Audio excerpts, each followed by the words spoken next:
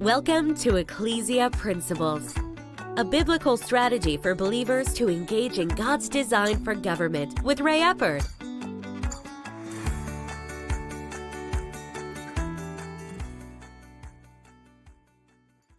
Hello, glad you could join us again today. This week we have been talking about Ecclesia principles and applying them to where we are in our nation and in our society. We've looked at a few different things, and particularly the last couple days, we've used as our text Matthew 16, 18, and 19.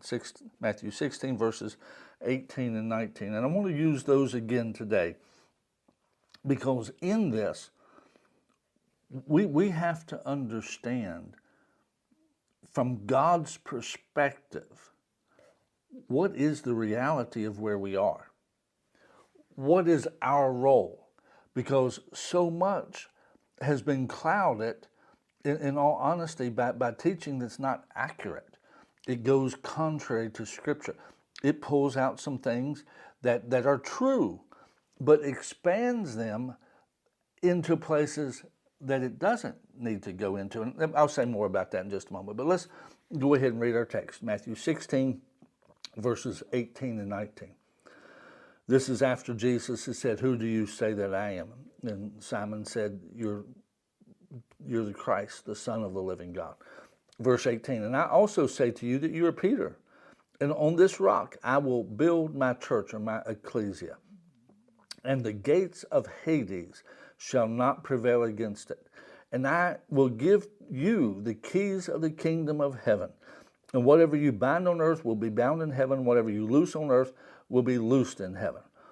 Here, we've used this illustration the last couple of days. My two sons, they are in their 20s. And sometimes, they come home, we go out to eat. I'll just toss them the keys to the car and say, "You drive, just pick where you want to go." I gave them the keys. See, there's a lot of theology that is true to a degree. God is sovereign. He is. That is absolutely 100% true. But what we have to understand is God is sovereign in the way that He chooses to be, not within the framework of the way some theological concept says. And there's where we get a problem. If God says, "I'm giving you the keys, whatever you bind, heaven will bind. Whatever you loose, heaven will loose," then that's true. Even though this theological approach says otherwise. Jesus is right, not the theological approach. If God, being sovereign, gave you the keys, then you got the keys, dude. You got them. You got them. And stop asking God, "Why are we driving this way?" Because He gave you the keys. You drive it. And He can give them to you because He's sovereign. He can let you decide what happens because He's sovereign. If He chooses to let you decide, then guess what? You decide, because He's sovereign. And He can do it however He wants to do it. And if that means giving you the choice, giving you the decision, then that's the way it is. And that violates some of the theological aspects of God being sovereign. But it doesn't violate the biblical concept of God being sovereign. Because God being sovereign means what He says goes.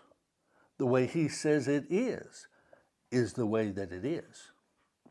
Not what, I was reading a book one time, and I've read more than one, but anyway, there was one book that I was reading, and it was written from a theological approach.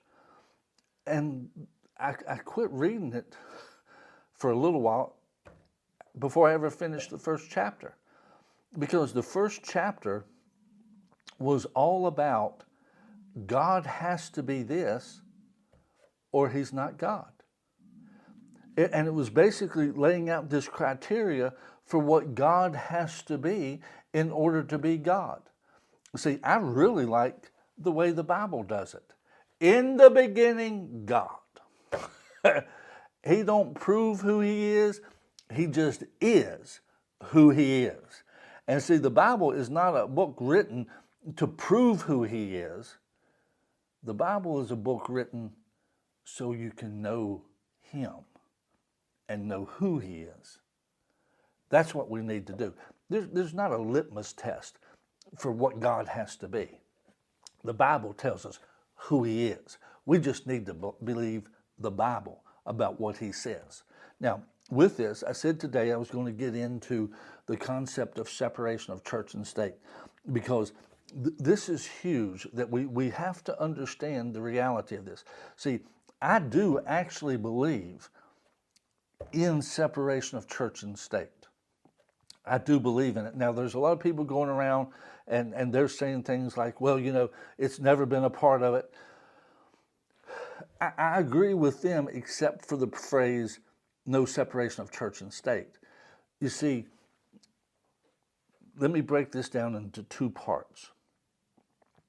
When it comes to ecclesia principle of the jurisdictional governments, see, God created 4 jurisdictions. He created self-government. He created family government. He created church government. He created civil government. All of those have boundaries.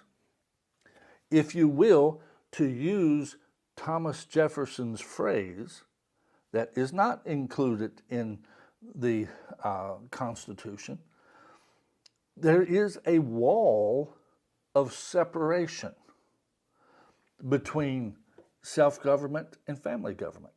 There's a wall of separation between family government and church government. There is a wall of separation between church government and civil government. There's a wall separating all of those jurisdictions from one another. Well, why is that? It's because they are their own jurisdiction. Civil government has its place, its jurisdiction, and that jurisdiction has a boundary. Just like the police in a city or a county, they have a jurisdiction and it goes up to a certain line. That line is the wall of separation. That's why I believe in the separation of church and state. The First Amendment is really the definition of the separation of church and state. Congress shall make no law establishing religion or prohibiting the free exercise thereof. That is the wall between civil government and church. Congress is to make no law establishing a particular religion, and Congress is to make no law prohibiting the free exercise of any religion. Congress is supposed to stay out of religion. They're supposed to leave it alone. They're not supposed to promote it, and they're not supposed to hinder it. Today, through judges legislating, we are getting laws that are prohibiting the free exercise of religion. And that was never intended in the Constitution. And that is actually a violation of the separation of church and state. Government is not to get engaged in church. Government's not supposed to. The only time that they would have the jurisdiction is civil government is designed to protect the rights of people. The Founding Fathers put it that way in the Declaration of Independence, that we're given by our Creator certain unalienable rights, and among these are being the right of life, liberty, and the pursuit of happiness. And that in order to preserve these rights, governments are formed among men. That's why God set up civil government. If a church is violating the rights of people, then civil government has the right to step in on that because that's their jurisdiction. Their jurisdiction is when people's rights are being violated, they have a right to intervene and put a stop to it. But outside of that, they have no jurisdiction over church. And the things that judges, courts are doing today is a violation of the separation of church and state. They are to stay out of it. It is to be separate. Church is to run church. Civil government is to run civil government. Now, that does not mean that we as individuals cannot bring our values into government. See, there's where the values that we have, there is no separation of church and state when it comes to our values, because the bottom line is the whole thing about a government of the people, by the people, and for the people is that they bring their values to the table, and their values are represented in the electoral process, that they vote their values, they vote their convictions. In that regard, there is to be no separation of church and state whatsoever. There is no restriction of, well, you believe that because you're a Christian. You believe that because you're a Muslim. No, that part isn't supposed to be limited. No, if that's what you believe, you can express it. You can express it. Even if it's wrong, you can express it. It's part of the liberties that we have.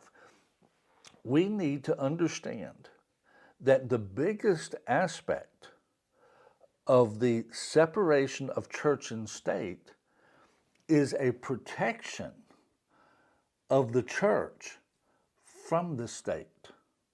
That's really what the separation of church is primarily for, is to protect the church, that no religious group, and that's really the letter that Thomas Jefferson wrote, that he used the phrase separation of church and state, was a group of people that were concerned about their religious liberty and that they wouldn't get to practice their faith. And that's when he said, there is a wall of separation between church and state. In other words, your liberties are protected. Your right to worship as you choose is protected by the separation of church and state, because the state cannot establish a religion. Now, see, the sad part of it is today our country is establishing a religion. It is establishing really two of them, agnosticism and atheism. It's establishing those two. It's trying to get rid of God, or at least acknowledge, or at least not acknowledge that there is. And those are belief systems. They are belief systems. The bottom line is civil government should really not enforce any particular belief system. If somebody doesn't want to acknowledge that there's a God, then fine, that's their right. If they want to say there is no God, that's their right. But that shouldn't be how government is run. That shouldn't be how the public square is run. No, it should be the freedom of thought and freedom of expression within the public square. And that is really what separation of church and state is supposed to give us. God bless you. See you next week.